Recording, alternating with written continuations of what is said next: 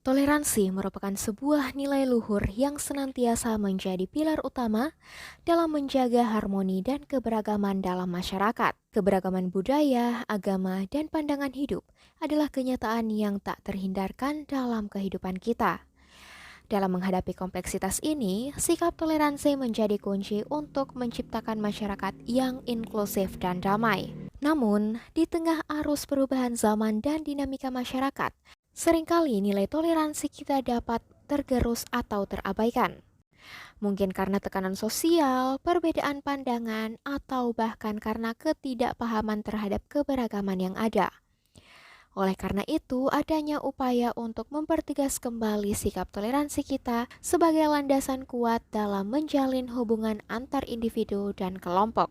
Pentingnya mempertegas kembali sikap toleransi tidak hanya dalam konteks kehidupan beragama, namun juga mencakup semua aspek kehidupan sosial.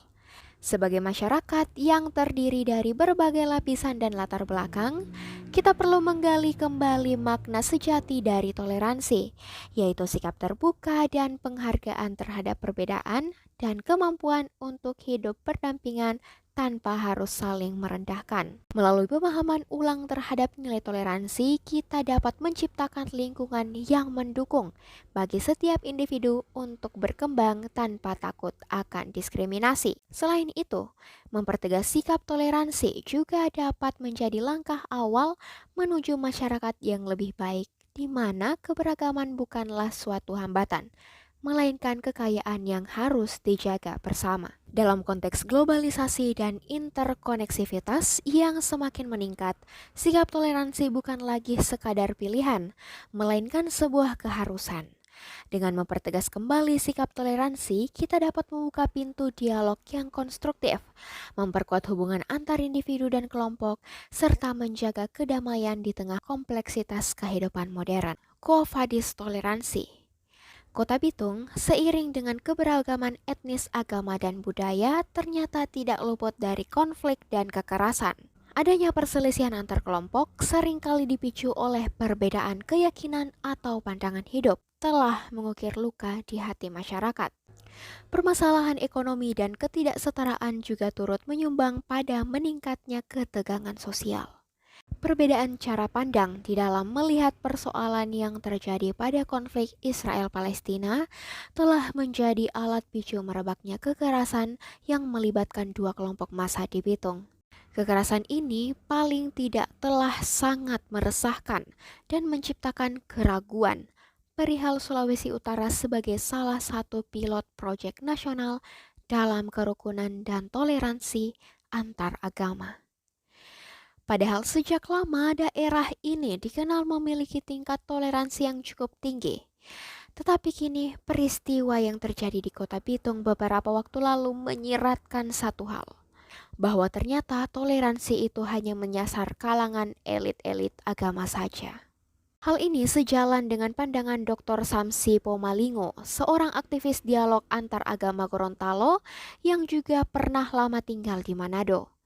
Dalam sebuah statusnya di media sosial, Dr. Samsi menyatakan, sadar atau tidak sadar bahwa negeri ini sering dibuat pusing oleh pasang surut relasi agama yang terkadang aman-aman saja, tetapi di saat-saat tertentu juga tidak aman-aman saja.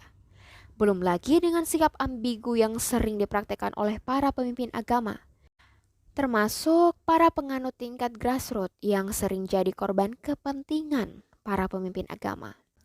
Lanjutnya, di negeri ini semua itu sudah dilakukan dengan harapan hubungan antar agama rukun-rukun saja, tapi kenyataannya masih jauh dari harapan. Toleransi tidak didasarkan pada nilai atau kesadaran komunal, melainkan hanya pada sebuah himbauan simbolik. Yang pada akhirnya, toleransi yang dipraktekkan di negeri ini hanyalah toleransi semu atau pseudo-tolerans. Tanya, menurut Samsi, bahwa apa yang terjadi di Kota Bitung, Sulawesi Utara lalu memperlihatkan kepada kita semua sebentuk toleransi semu. Pernyataan Dr. Samsi ini penting artinya sebagai bahan untuk merenungkan kembali narasi dan praktik toleransi yang telah sejak lama digaungkan oleh berbagai kalangan. Toleransi ini tidak pernah selesai dan bahkan masih mencari bentuknya dalam arti yang sesungguhnya. Betapapun kerasnya dua kelompok massa yang mengusung simbol agama dan etnik, tentu akan memiliki dampak luas di tingkat nasional. Sentimen keagamaan melalui pro kontra terhadap Palestina dapat menjadi entry point. Merebaknya carut-marut sikap keberagaman kita, dan ini dapat mengancam kerukunan dan keutuhan kita sebagai satu keluarga besar Indonesia. Bagaimanakah nasib toleransi di negeri ini jika segala bentuk kekerasan tidak diantisipasi dampaknya secara dini? Kota Bitung adalah Indonesia. Peristiwa yang telah terjadi beberapa waktu lalu, sedikit atau banyak, akan menyeret daerah-daerah lain, apalagi jika dikedepankan adalah sentimen keagamaan.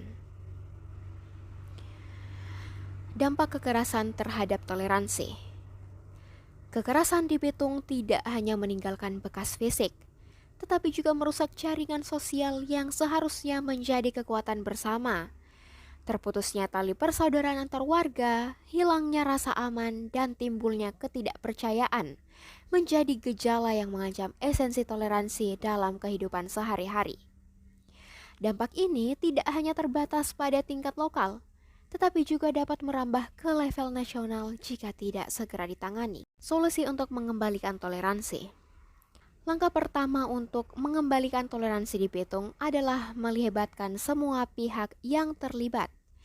Dialog terbuka dan jujur antar masyarakat, tokoh agama dan pemerintah lokal menjadi kunci utama. Pembangunan sosial ekonomi yang merata, penguatan pendidikan karakter, dan promosi budaya inklusif juga harus menjadi prioritas. Pentingnya media massa sebagai agen perubahan juga tidak bisa diabaikan.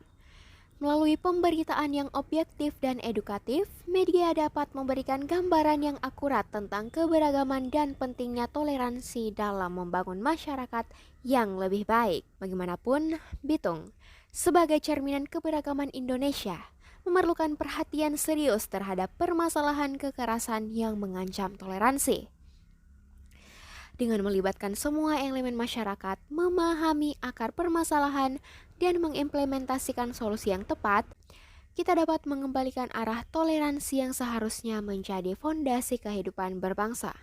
Quo vadis toleransi kita di Bitung adalah pertanyaan yang harus dijawab bersama untuk menciptakan masa depan yang lebih bersatu, damai, dan harmonis. Lebih jauh, narasi tentang kekerasan yang melibatkan dua kelompok massa di Bitung beberapa waktu lalu harus melibatkan berbagai aspek agar solusi yang dihasilkan dapat holistik dan berkelanjutan.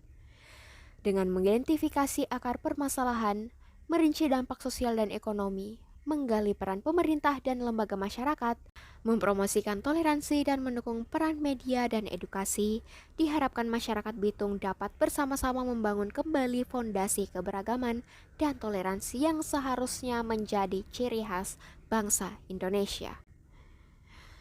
Walhasil, keberagaman dan perbedaan cara pandang mestinya dijadikan sebagai kekuatan dan modal sosial untuk memperkuat ikatan-ikatan sosial dan integrasi sosial. Tidakkah agama Islam telah sejak awal memberikan sinyal pentingnya memahami perbedaan dan bersikap bijak terhadap perbedaan itu? Wahai manusia, sesungguhnya kami telah menciptakan kamu dari seorang laki-laki dan perempuan. Kemudian kami menjadikan kamu berbangsa-bangsa dan bersuku-suku agar kamu saling mengenali. Sesungguhnya yang paling mulia di antara kamu di sisi Allah adalah orang yang paling bertakwa. Quran Surah Al-Hujurat ayat 13. Wallahu alam bisyawab.